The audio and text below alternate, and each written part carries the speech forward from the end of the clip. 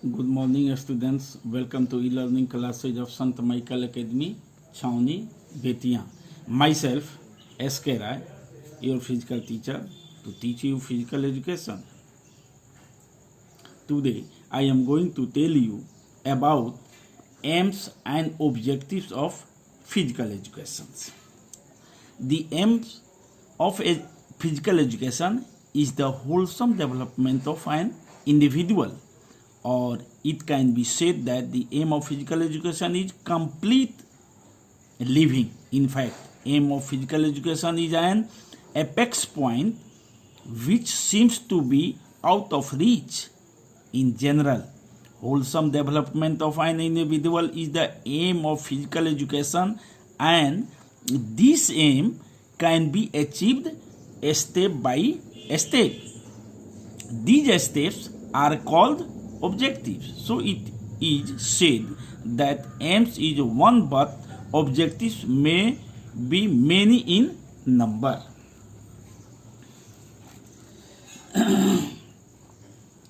Students, शारीरिक शिक्षा का लक्ष्य व्यक्ति का सर्वांगीण विकास करना है, अथवा यह कहा जा सकता है कि पूर्ण रूप से जीना ही शारीरिक शिक्षा का लक्ष्य है। वास्तव में ऐसा प्रतीत होता है कि शारीरिक शिक्षा के इस अत्यंत शिखर रूपी लक्ष्य को प्राप्त करना आसान कार्य नहीं है। सामान्यतः शारीरिक शिक्षा के इस लक्ष्य को सीढ़ी दर सीढ़ी प्राप्त किया जा सकता है, और यही सीढ़ियां वास्तव में शारीरिक शिक्षा के उद्देश्य होते हैं, जिनकी सहायता से शारीरिक शिक्षा के लक्ष्य की प्राप्ति होती है।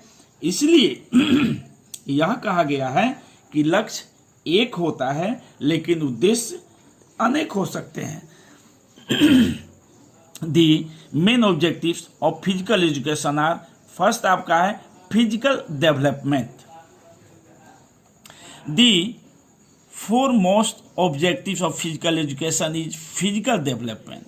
In fact, it is the development of our organic systems such as circulatory system, respiratory system, nervous system, muscular system, and digestive system.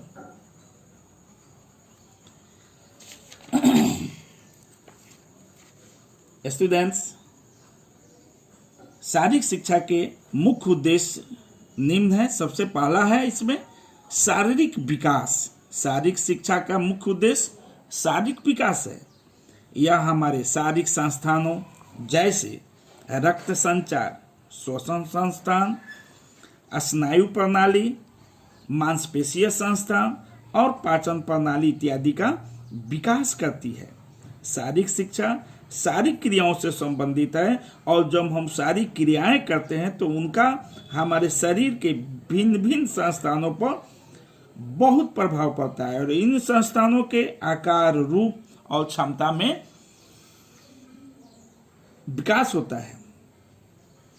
Next point आपका है मेंटल डेवलपमेंट।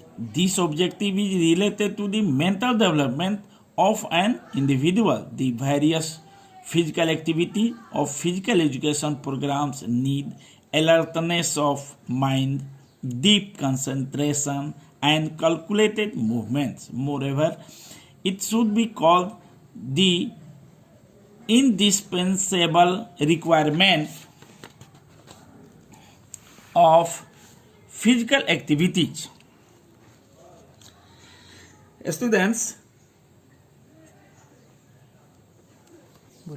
स्टूडेंट्स, यह उद्देश्य व्यक्ति के मानसिक विकास से संबंधित है। शारीरिक शिक्षा के कार्यक्रमों में कई ऐसी क्रियाएं होनी चाहिए जो मस्तिष्क को जागरूक करे, ध्यान मग्न बनाए और सही मापदंड दे। शारीरिक क्रियाएं मस्तिष्क को तेज बनाती है, और दूसरी तरफ इन क्रियाओं के प्रदर्शन में मस्तिष्क की एकाग्रता जरूरी है। खेल के दौरान कई प्रकार की स्थितियां आती हैं जिनमें खिलाड़ी अपना स्वयं का स्वतंत्र निर्णय स्थिति अनुसार लेता है। इस तरह से उसका क्या होता है, मानसिक विकास होता है। नेक्स्ट आपका है social development. This objective is related to the development of social traits which are essential for better adjustment in life. The programs of physical education provide a number of ways to develop these qualities. Each and every individual wants to have a leader-like qualities. Students, इस उद्देश्य का संबंध सामाजिक गुणों के विकास से है, जो कि जीवन में अच्छे समायोजन के लिए जरूरी है। शारीरिक शिक्षा का कार्यक्रम इन गुणों को बढ़ाने के लिए कई रास्ते बताता है। शारीरिक शिक्षा मनुष्य में नेतृत्व के गुणों का विकास करती है।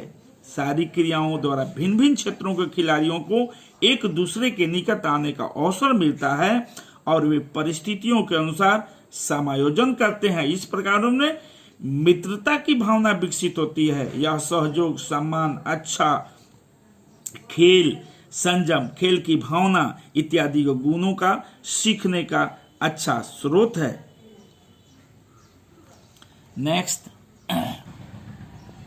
Next point, neuromuscular coordination. This objective is concerned with a better relationship between nervous system and muscular system. These activities of physical education provide ample opportunities for the better neuromuscular coordination. In various game situations, our neuromuscular coordination is developed.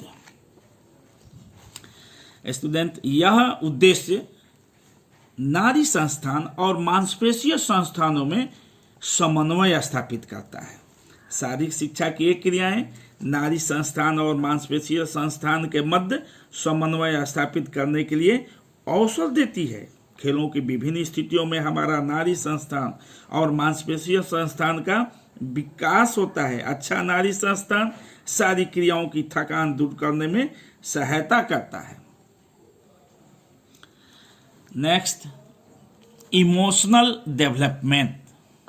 The emotional development of an individual is also the major objectives of physical education. Every individual has various types of emotions: pleasure, hope, jealousy.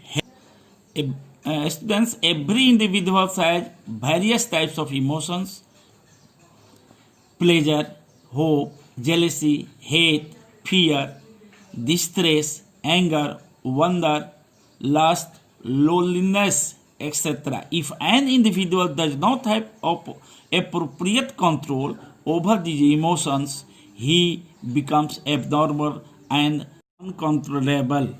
The emotions are vital for every individual, but excess of these is always bad. Students, शारीरिक शिक्षा का मुख्य उद्देश्य व्यक्ति का भावनात्मक या संवेगात्मक विकास करना भी है। व्यक्ति में अनेक भावनाएं या संवेग होते हैं, जैसे खुशी, आशा, ईर्ष्या, घृणा, डर, दुख, क्रोध, आश्चर्य, कामुकता तथा एकाकीपन इत्यादि। इस संवेगों के ऊपर यदि व्यक्ति का उचित नियंत्रण न हो तो वह व्यक्ति असामान्य और अनियंत्रित हो जाता है। संवेग व्यक्ति के लिए महत्वपूर्ण होते हैं, लेकिन इनकी अधिकता खराब होती है। शारीरिक शिक्षा के कार्यक्रम में इन संवेगों को विकसित भी करते हैं और इनके ऊपर नियंत्रण करना भी सिखाते हैं। शारीरिक शिक्षा के कार्यक्रमों में भाग लेकर व्यक्ति अपनी भावनाओं पर नियंत्रण करने लगते हैं। नेक्स्ट पॉइंट आपका development of health. The development of health is also an objective of physical education. This develops health related habits through health education. This also provides education about the prevention of communicable disease. शारीरिक शिक्षा का उद्देश्य व्यक्ति के स्वास्थ्य का विकास करना भी है। यह व्यक्ति की स्वास्थ्य संबंधी आदतों का विकास करती है, संक्रामक रोगों से बचाव की शिक्षा भी प्रदान करती है। मनोरंजन के लिए भी अनेक कार्यक्रम होते हैं। आधुनिक युग में शारीरिक शिक्षा के कार्यक्रम चिंता, दबाव और तनाव को काफ़ी सीमा तक कम करते हैं ताकि व्यक्तियों के स्वास्थ्य को उन्नत किया जा सके। Thank you students, that's all for today. Have a nice day.